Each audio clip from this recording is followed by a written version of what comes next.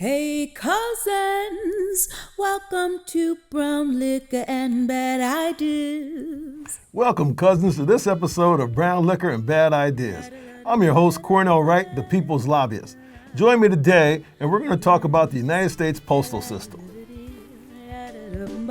Brown Liquor and Bad Ideas is intended for the participation of responsible adults of legal drinking age who wish to engage in substantive virtual discussions and social drinking for entertainment purposes only. Brown Liquor and Bad Ideas does not advocate the abuse of alcoholic beverages. Choosing to participate in any of the drinking activities shared in the program should be made with moderation and caution and is the sole responsibility of the user. So, cousins, hope some of you are still wearing your masks because we need to. Hopefully those cousins who haven't are getting vaccinated. I'm saying this again, it's a drum beat until we all get it right, to where we all can beat this thing called COVID-19 and the variants that are coming as a result of it. But so for today, cousins, let's talk about the United States Postal System, our postal system. Now, so you all know the United States Postal System, right? You know, they have stamps for us. I mean, here's Sons and Black Heritage with August Wilson, a great playwright, and military dogs, and of course then there's forever stamps with flags and Liberty Bell. Even have some more things like Star Wars on it if you're so inclined, which I am. A number of you cousins out there may even collect stamps over time. That's all a small part of what the United States Postal System does for us. But let me talk a little bit more, as we mentioned last year in some episodes, about where we are, what's happening to the postal system. And I contend, cousins, there's a bunch of bad ideas coming together all at one time. Let's start at the top, cousins. The United States Postal System and the current Postmaster General, who has responsibility for strategic and day-to-day operations of the United States Postal System, is a guy by the name of Louis DeJoy. Louis DeJoy was formerly a CEO of a company called New Brands, and he did so well at that company, he then became the CEO of another organization called Expo Logistics. Now, when he was CEO of New Brands, among his various accomplishments, don't know them all, but just one of them, the company handles logistics. And supposedly this company had a chance to have contracts with the United States Postal System for over 25 years, cousins. All right? In that capacity, I looked them up online. They have warehousing systems, they have logistics software, they do other things to kind of keep things moving, which is what logistics does for us. We don't know exactly what role it played with the United States Postal System, but it was a part of it. In 2001, there was an audit conducted by the United States Postal System Audit Commission, Committee, Attorney General, whatever that position is, okay? And they found that DeJoy's company had received a non-bid contract for $300 million for the United States Postal System. Non-bid says that nobody else participated in it and nobody else had a chance even to try to get the money for whatever services they were providing. That audit went on to say that the United States Postal System could have saved $50 million on that contract if in fact it had gone out to bid. Cousins. So that means in 2000, so it goes, and that, by the way, that goes back to 1992. So at that point in time, he got a $300 million contract for his company with no competitive bids. That's a pretty good deal, isn't it, cousins? So now this gentleman is the person who's responsible for running our entire postal system. So I would say that as a CEO, is it fair to say that he must understand something about logistics, something about how to make things happen efficiently? After all, we talk often about how you want to have a business person run a governmental agency. Well, then certainly he might have the capabilities of doing that. It also came out that Mr. DeJoy is the first person, like the last 20 years or longer, who's been Postmaster General, who's never worked for the post office. But that's a sidebar, okay? But the point is he ran a company that had logistical operations capabilities, and if anything, our United States Postal System is a model of logistical operations, right? Think about it. They go from stamps to delivering packages, to delivering mail. I even had the post office recently come to my house on Sunday delivering a FedEx item. Think about that, cousins. our United States Postal System delivering something for FedEx on Sunday. Certainly it's a new world. So there's other things the post office can do. I understand the post office can actually deliver baby chicks for you if you have such an inclination to have delivered. Aside from which, the United States Postal System, remember the old Pony Express, those folks? That was a part of the history of the postal system, and it delivers to anybody, anywhere in the country. So why am I bringing this up to you today, Customs? Well, because they recently come out claiming that they're going to further reduce the delivery times for first-class mail. Cousins, let's talk about this, okay? Okay, first-class mail is what I put a stamp on, like my bills, and let's be honest, I'm trying to get as close as possible anyway to save my nickels, right?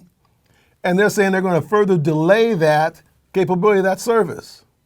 Now, cousins, there are a lot of ways to run an organization. One of the key areas of running an organization is providing great customer service. Customer service in this case would mean that you are going to provide first-class mail and all the other services you have in the most efficient manner possible, right? Well, so this is what happened. Last year, as you recall, I may have mentioned on this show if you caught that one, Mr. DeJoy said that he was going to further impact the postal system's capabilities by limiting overtime, reducing hours, cutting back on sorting machines, cutting back on mailbox delivery locations, and a number of other things that further restricted the capabilities of the postal system and provide them with less service to the customers. Now, that just happened last year, cousins, in time for the announcements or the sending out for the various ballots for the voting of 2020 in the elections. One report I read said as many as 30 to 50,000 ballots were delayed because of some of these actions and therefore couldn't be counted because they missed the deadlines. Cousins, you're telling me then that we are consciously inhibiting or constraining the service capabilities of the United States Postal System. For what? And now, cousins, we're coming out again, this being October timeframe 2021, we're further restricting the postal system by saying we're not going to have first-class delivery.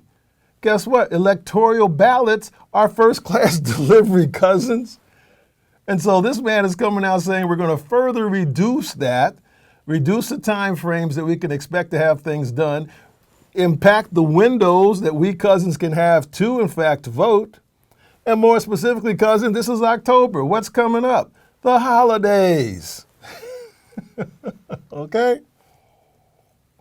Cousins. So now you're going to tell me that when I send out my postcard, my holiday cards to my friends and family, I'm going to have to do it earlier than I did before because it may take longer for it to get there?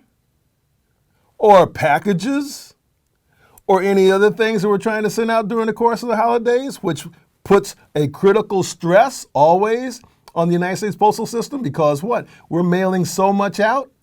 So at a point in time of stress, of more volume, he's reducing capability as a conscious business decision. Cousins, come on, is that a bad idea or what? I think so. So let me give you a little backdrop as to what some of the rationale has pretended to be, i.e. getting us all set up for it. That's what my opinion is, okay? Talk about a bad idea. So it turns out that there are 9 commissioners who then determine, and after the Postmaster General is selected by the president, and Mr. DeJoy was presented by President Trump, you have 9 commissioners. It turns out that when President Obama was in charge and he was trying to offer, additional commissioners to the postal system, the Republican senators, because the Senate has a responsibility to convene and to approve effectively those persons who are selected, they didn't select. They didn't register or give President Obama any opportunity of placing people in those positions. What does that mean? That means when President Trump came in, he could select more of the postal commissioners. There are 9 of them. By legislation, 5 can be of any one political party. Right now, as it stands, there are 4 Republicans, 2 Democrats, and 3 open positions. I have my hand up if someone wants to make me a postmaster commission, okay? But let's be honest, cousin. If we don't fill those positions, that's the only way that if you are not happy with the work being done by this gentleman, that you can have him removed. That's one. So fill the positions of the commissions of the postal system. So let's go back. Part of the story is, so in 2006, cousins, Congress, in which both the Senate and the House of Representatives were controlled by Republicans. Just the facts, right? They passed a bill that was called the Postal Accountability and Enhancement Act, okay? Now, this bill, I didn't read it all, but one of the key components of the bill is it said the United States Postal System had to accumulate or create a $72 billion fund to cover the health insurance and pension plans for all of their employees. You got that, cousins? Here was a weight being put on the postal system, financial weight, by the Congress. There is no other organization in the country, business, state, or federal agency that has the same type of legislation in place for them. You got that, cousins? So we're putting this financial burden on an organization that if it wasn't in a case and it had normal standards, they'd be making money today and would have been making money in the past.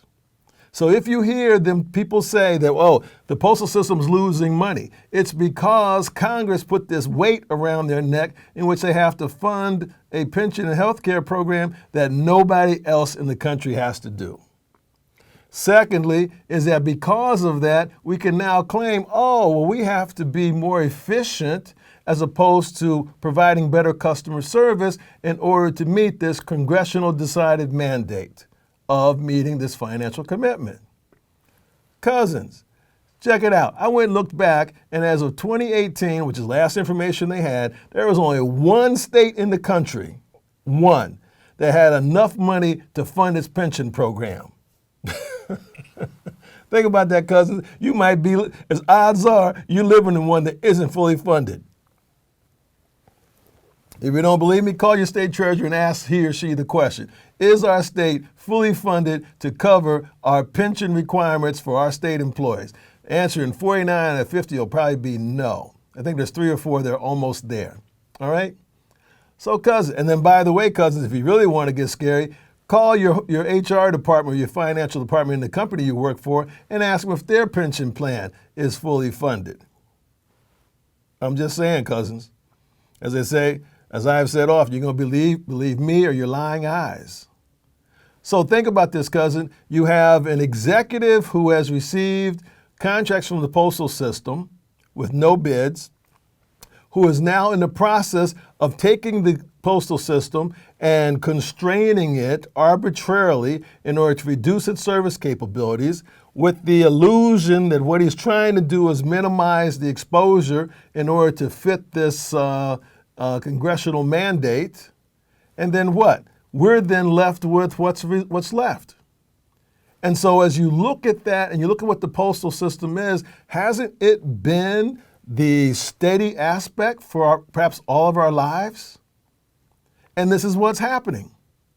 So are we to believe this executive doesn't know what he's doing? Of course he knows what he's doing. I would give him all the credit in the world for being able to manage an organization successfully, since he's done it for a number of years. So what is his motivations as to why he's taking one strategy which minimizes and cripples the postal system, and by the way, provides them, exposes them to competition, as opposed to taking the other direction in order to provide better customer service and have us engage cousins in order to support them. Buy more stamps, use more services, etc. You with me, cousins? There's a choice here. I contend that bad ideas are rampant around the postal system, and I, for one, would like to see them change. So I need your help. If you love the postal system, as I do, well, the first thing you have to do is recognize the postal system is being set up. When Congress puts such a heavy burden on them and no other organization in the country has it, isn't that kind of questionable? I think it is, cousins. The second is that if you recognize they're being set up, let's not complain about it. Okay? Recognize that your mail person or my mail person, or the people we see down at our local post office, and all those support people behind them are continuing to work hard to provide us with the best service they can, because that's how they grew up, knowing to provide us with the best service they can. And that they are being arbitrarily hamstrung by their current executive officers. Let's not complain, okay? Because through that complaint, people are going to say, oh, well, we did a survey and everybody's complaining. We did this and everybody's upset. So therefore, what? We need to open up competition for more businesses to get into the space and provide the service that the post office is offering. That's what's coming down the road, cousins, which I think is a bad idea. So the last part is what we can do, cousins, is then to contact your local federal representatives, your state, your congresspeople, and your senators, and ask them for two things. One, get the commission's positions filled, and then two, change that legislation. Change the legislation, because obviously we can look at it and see that that legislation that was imposed upon the postal system is hamstringing them financially, and is that if it's a good idea, why do they do that with everybody else, all the other organizations, not only on the state level, but the federal level? And of course, businesses. The short answer is they can't do it because it was a bad idea. You with me, cousins? So you check it out. The postal system is for all of us. It works for all of us. We, the people, is something that's accessible. Everybody can put a forever stamp on a document. You can send me a letter if you wanted to. You see what I'm saying? Come on, cousins. We need to support this one. This is something that we have a direct capability to influence and make happen so that better ideas can come about. Thank you for joining me, cousins, on this episode of Brown Liquor and Bad Ideas. You take care of yourself and keep using the mail system. It's there for us, as am I. Take care of yourselves. We are the people.